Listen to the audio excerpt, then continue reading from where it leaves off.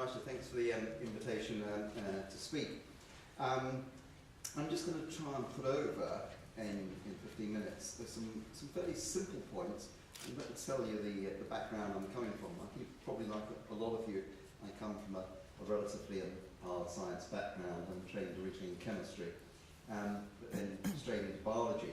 But what I found was that as I've worked on things over the years and the last decade or two, the importance of interfacing with human sciences, and I think sustainability is actually one area that I'll explain is quite important that we do that. So in terms of the content of the presentation I give, first of all, as we're talking sustainability, I thought we should define it a little and talk about the principles of sustainability. And then the challenges, and leading into what I think is some of the sort of hard science and engineering out of life cycle assessment. And then I'll mention a few words about the Institute of Sustainability and where it's going. Now, to define sustainability, we go back, most people will go back to 1987 in terms of the Brundtland Commission. And the important emphasis in the definition that came from the UN was that we meet the needs of the present without compromising the ability of future generations to meet their own needs. And I think this is, regarded as the original and classic definition, but I think it serves us pretty well. Now, there's all sorts of arguments as to how you more precisely define sustainability, but I think it's the issues, the pillars of sustainable development, which are environment, society and economy, which is at the basis of this. And precisely how people want to put the definitions is not important, but provided we keep those three terms in mind, I think we can approach it on a sensible basis. That having been said, when I think about sustainability at the moment, I think there's two major routes that you go. And you'll see what I said in the preamble and throughout my talk, it's people, and I would also, with respect to your honorary president, include politicians amongst people. Because in terms of how we take forward sustainability, there are major policy issues. If you don't engage with policy, you're not actually going to make much progress if you can't convince the political leaders that we need a sustainable environment, economy and society. We don't have much hope. But also don't just engage with those high level of people, you need to engage with the man in the street as well, because you can have as good ideas or good as technologies as you want, energy saving and everything. If you don't convince people that that's what they need to do, you don't have a business.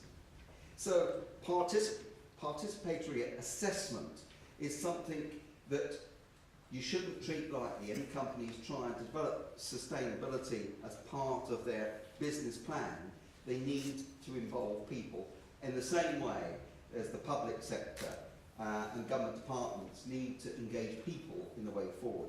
That having been said, as we're going for, and I'm a firm believer in evidence-based as the policy, metrology, measuring and giving evidence, how we give that evidence, and that's where as scientists and engineers we can perhaps make more impact and say, look, this is the basis on why politically you should be doing this and why people should see that this is a sensible way to go. Now, the challenges on sustainability cover a variety of areas. This is not comprehensive, but a lot of the first bullet point is the climate change agenda, and carbon sequestration, and markets. I emphasise that because I think even though Copenhagen was a bit of a disaster, we will move to a carbon economy and carbon trading will become a reality, and that all becomes part of the sustainability agenda, but I wouldn't just put it down as carbon.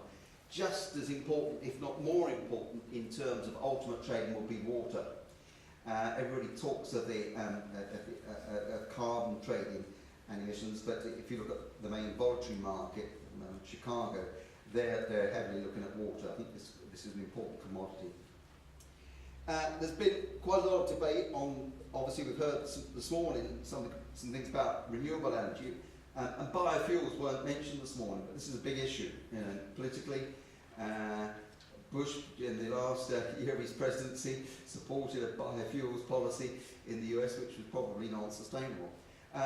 Becomes an interesting debate. That doesn't mean to say we shouldn't go down the biofuels route. There's a lot of opportunity, and for materials people, in terms of how we develop biofuels. I recently, well, over the last few years, for 17 years, I coordinated OECD sustainability activities, but as I stepped down from that a couple of years ago, they asked me to chair the biofuel debate, and it's a really interesting one, and there aren't clear answers to that at the moment, but if you adopt some of the principles I'm going to talk about in a moment, you can start to come to a sensible answer. Transport is terribly important. Obviously that's where a lot of the emissions come from and how we look at that, and information communication technology is all part of the sustainability agenda. A lot of the emphasis that I'll talk about at the end in the Institute idea is retrofitting of communities.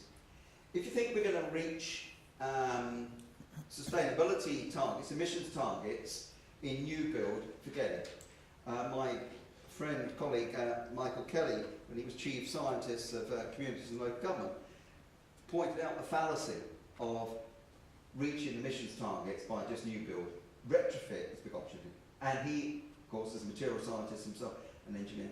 And the opportunity, I think, here for materials people in the retrofit situation is enormous. Land remediation, I've been talking to a few people here. I have a personal interest in getting rid of nasties from land. Brownfield has not been that popular in the last year or two with a decline in the construction industry. But I've been meeting the last couple of days up in Birmingham, where Sustainability Live, where Bex is by, Brownfield Expo. I think the brownfield situation will pick up, and again, what's happening there at the scientific level in terms of getting rid of the nasties. We've just had a massive win in terms of the Olympic site, where soil washing, pretty crude technology, has been very effective in getting rid of the nasties from that sort of land. The food chain becomes quite important in the sustainability agenda. Food security is a big issue. Perhaps material scientists don't interact quite so strongly on that, but it's a big issue. And the ultimate end is health and well-being. Again, if we talk people, that's what we're probably interested in.